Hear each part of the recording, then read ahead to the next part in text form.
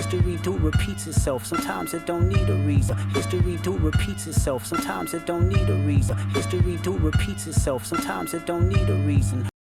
What's good people? I got another good one for you today. Today we're going to discuss why it's important to learn from your past. So, in this recent battle with Drake and Kendrick Lamar, there are a lot of takeaways and a lot of lessons that can be learned. So let's discuss.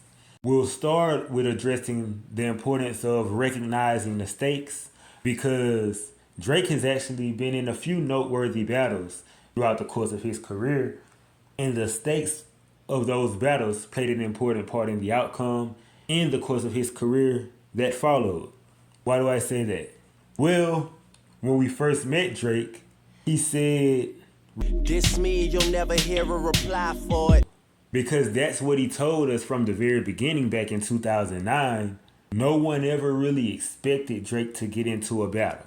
And after he said that, for the next 3 years, he built his career. He made hits, he did features, he topped the charts, and just built his career as an artist.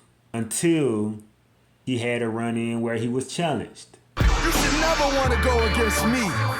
You know, man, you too soft for that, man. And in this, it wasn't really expected that Drake would reply, because he told us that he would never reply.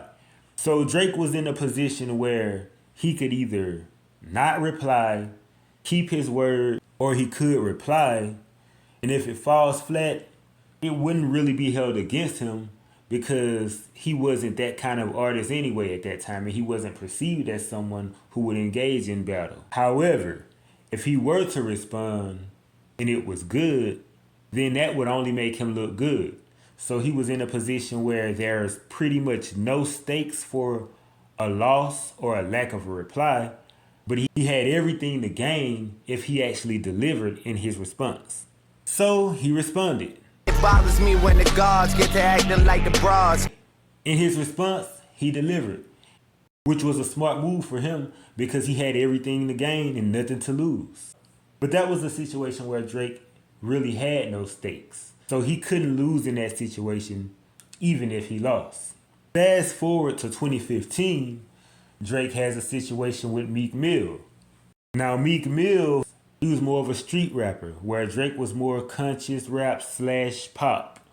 So when Drake was challenged by Meek, it was a similar situation to Common, where there were really no stakes, because pop rapper, singer who said he wouldn't reply versus street rapper, more aggressive lyrics, more aggressive personality, the odds aren't really in Drake's favor going in, and people are aware of that. So if Drake were to lose in that battle with Meek, it wouldn't be held against him. No harm, no foul. But if he actually battles and he delivers, he has everything to gain. Another situation where Drake is engaging in a battle with absolutely no stakes, everything to gain, nothing to lose. And in this, he completely engaged and he delivered. Trigger fingers turn to Twitter fingers. Yeah, you getting bodied by a singing nigga. With that, Drake had two situations where he had everything to gain, he had nothing to lose. So engaging in the battle could only benefit him, but it wouldn't cost anything. And to win, it only adds a notch in his belt and looks good for him. And it turned out good for him. It turned out very well in both battles. But those were battles which had no stakes. Winning a battle can boost your confidence, and it can also go to your head for anyone. But following this, 3 years later, in 2018, Drake was challenged again, but this time there were stakes. Going in, Drake wasn't aware of the stakes that may exist, but there's a lesson to be learned. So in 2018, Pusha T released a track called Infrared, where he said, "It was written like Nas, but it came from Quentin." Drake prepared to respond, and rightfully so. He's being called out, someone's taking shots at him. It's understandable. Go in, do your thing, rap. Drake responded with a dopey freestyle. Man, you might have sold to college kids for Nike and Mercedes, but you act like you sold drugs for Escobar in the 80s. And with that, he actually went hard. He did what he was supposed to do as far as rapping goes.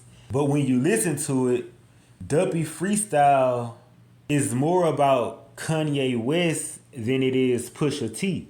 Because he have bars like, what do you really think of the nigga that's making your beats? I've done things for him I thought that he never would need. I could never have a Virgil in my circle and hold him back cause he makes me nervous. Tell Ye we got an invoice coming to you, considering that we just sold another 20 for you.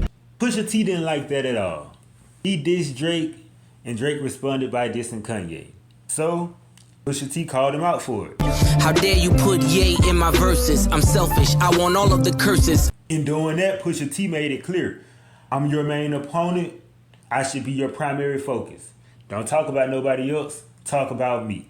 That's the lesson to be learned in that situation. Focus on whoever your primary opponent is and don't worry about anyone else. But there was another lesson to be learned in the battle with Pusha T.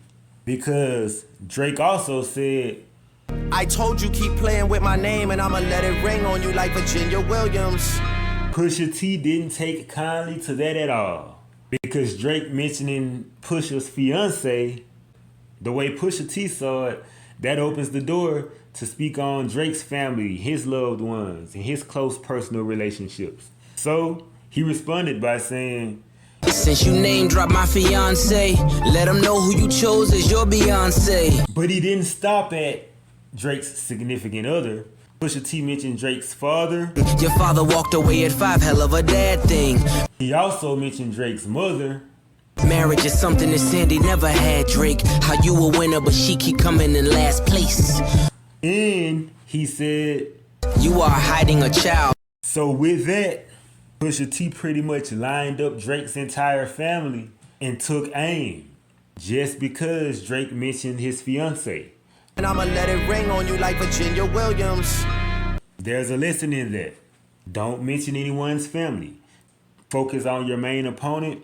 Keep the family out of it. Keep the loved ones out of it. And that's the lesson to be learned. The battle with Pusha T was actually Drake's first battle that actually had stakes. Because the battle with Common only helped Drake. Even if he chose not to engage, or if he wouldn't have delivered, it wouldn't have been held against him. He only had something to gain from engaging. There were no stakes. The battle with Meek Mill was the same thing. Won't be held against you if you don't deliver or if you don't reply, but if you do deliver, it's favorable for you. So coming off of 2 battles with no stakes that could only help his career by engaging as long as he delivered, to entering a situation or entering a battle with someone where now there is stakes and you can actually lose and it does hurt, it's a completely different battle which could yield completely different outcomes depending on whether or not he wins this thing. And in this battle, Drake actually lost.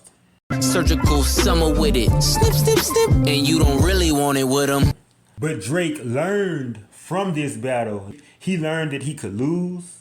He learned that there were stakes if he lose, and he completely disengaged from the battle before things got worse. There's not really much I can say better than Drake has a baby. He won.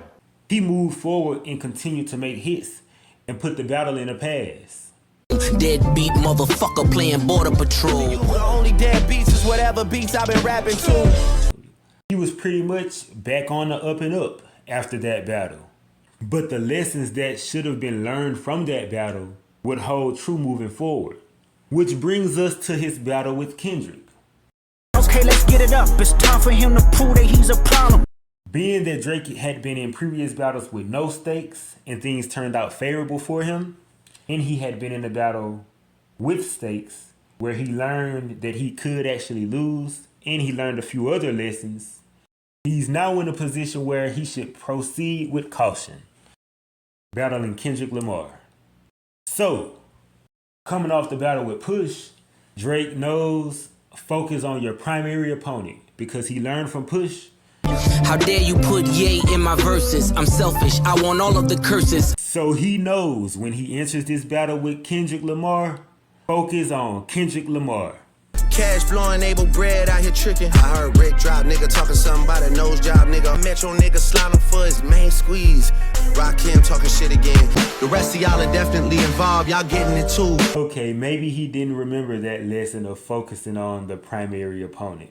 But there's still the other lesson of not mentioning your opponent's spouse or significant other or their family.